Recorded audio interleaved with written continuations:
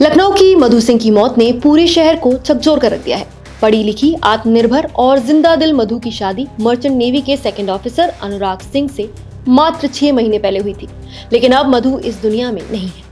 5 अगस्त की सुबह उसका शव उसके कमरे में फंदे से लटका हुआ पाया गया। शुरुआती तौर पर इसे आत्महत्या का मामला बताया गया, लेकिन जैसे जैसे जांच आगे बढ़ी, इस मौत के पीछे की परतें खुलने लगी। मधु की बहन कृत्या ने पुलिस को जो बताया, उसने पूरे मामले को एक अलग ही मोड़ दे दिया। उसने बताया कि अनुराग एक शक्की, हिंसक और लालची पति निकला। परिवार के मुताबिक अनुराग ने शादी के कुछ ही हफ्तों के भीतर मधु से 15 लाख रुपए की मांग की थी। इस पूरे मामले में एक नया और अहम सबूत सामने आया है। अनुराग सिंह और मधु के परिवार के बीच की व्हाट्सएप चैट्स, जिनमें शादी से पहले ही दहेज की मांग का सीधा जिक्र है। इन व्हाट्सएप मैसेजेस की बातचीत नवंबर 2024 की है, जब शादी की तारीख तय हो रही थी। चैट में मधु की बहन ने अनुराग से कहा था कि मधु ने बताया है कि 15 लाख रुपए कैश और सामान की मांग की जा रही है। बहन ने आगे लिखा, इतना हमारा बजट नहीं है। पापा ने 5 लाख कैश, सामान और अच्छे से शादी करने की बात कही है। इस पर जवाब देते हुए अनुराग ने खुद लिखा, मैं भी इतना बर्डन आप पर नहीं डालना चाहता, लेकिन मैंने बारात की संख्या कम कर दी है। मैक्स 150 लोग रहेंगे, इसलिए आप 15 लाख का बोल दीजिए पापा को, इंक्लूडिंग सामान, क्योंकि सामान मैं और मधु अपने हिसाब से लेंगे।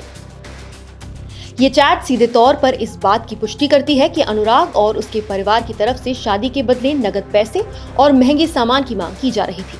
मधु का परिवार लगातार ये बताता रहा कि उनके लिए ये राशि बहुत ज्यादा है, क्योंकि उनके पिता एक रिटायर्ड व्यक्ति हैं। मधु की बहन ने अनुराग को साफ तौर पर लिखा, 15 लाख बहुत ज्यादा है हमारे लिए। मेरे फादर रिटायर्ड हैं, आपको पता ही होगा। सबसे चौंकाने वाली बात ये रही कि जब बहन ने अनुराग को ये बताया कि उनके पापा शादी के पहले ही 10 लाख रुपए देने की कोशिश कर चुके हैं, तब भी अनुराग ने कोई नरमी नहीं दिखाई। अब आपको बताते हैं कि मधु की हत्या कब और कैसे हुई। दरअसल 4 अगस्त की रात अनुराग और मधु एक साथ कार से निकले थे। अनुराग कार में शराब पी रहा था और मधु गाड़ी चला रही थी। रास्ते में एक गड्ढे से बचते हुए मधु ने गाड़ी मोड़ी, जिस पर अनुराग ने गुस्से में सवाल उठाया। लड़कों को देखकर गाड़ी घुमा दी।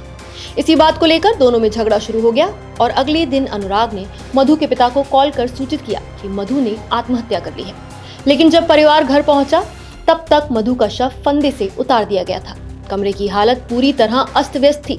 दीवारों पर खरोच के निशान थे और चीजें बिखरी हुई थी। ये सब इस ओर इशारा कर रहे थे कि वहां कोई संघर्ष हुआ था और मामला सिर्फ आत्महत्या का नहीं हो सकता। अनुराग ने पुलिस को बताया कि उसने नौकरानी को छुट्टी दे दी थी, लेकिन जब पुलिस ने नौकरानी से पूछताछ की तो उसने बताया कि वो तय समय पर पहुंची थी और कई बार दरवाजा खटखटाया था, लेकिन अंदर से कोई जवाब नहीं मिला। मामले में एक और चौंकाने वाली बात ये सामने आई है कि अनुराग ने पहले अपने परिवार को बताया था कि वो 30 अप्रैल को 6 महीने की समुद्री ड्यूटी पर जा रहा है और जल्दी वापस नहीं आएगा, लेकिन वो अचानक 22 जुलाई को घर लौट आया और ठीक 10 दिन बाद मधु की मौत हो गई। मधु के पिता ने पुलिस को बताया कि मधु गर्भवती हुई थी, लेकिन अनुराग ने उसे जबरन गर्भपात के लिए मजबूर किया। इसके अलावा उन्होंने आरोप लगाया कि अनुराग के कई महिलाओं से संबंध थे और जब मधु को इसकी जानकारी हुई तो उनके बीच झगड़े और बढ़ गए। धीरे धीरे मधु मानसिक रूप से टूटती चली गई। अब इन व्हाट्सएप चैट्स के सामने आने के बाद पुलिस की जांच को बड़ा बल मिला है।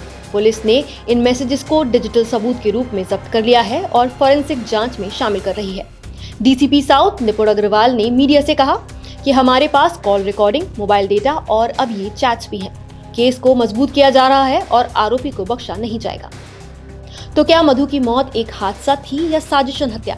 क्या 6 महीने की शादी का अंत इतना भयावह हो सकता है? पुलिस की जांच जारी है, लेकिन एक बार फिर समाज को ये सवाल करना होगा, कब तक हमारी बेटियां दहेज और हिंसा की बलि चढ़ती रहेंगी? आप इस मामले में क्या कहना चाहेंगे? हमें कमेंट करके जरूर बताइए। नमस्कार, मैं हूं मानक गुप्ता। अगर आपको हमारा ये वीडियो पसंद आया हो तो इसे लाइक और शेयर जरूर करें और हाँ, हमें सब्सक्राइब और फॉलो करना ना भूलें, ताकि आप देश और दुनिया की कोई खबर मिस ना करें। तो जुड़े रहिए हमारे साथ और देखते रहिए News 24।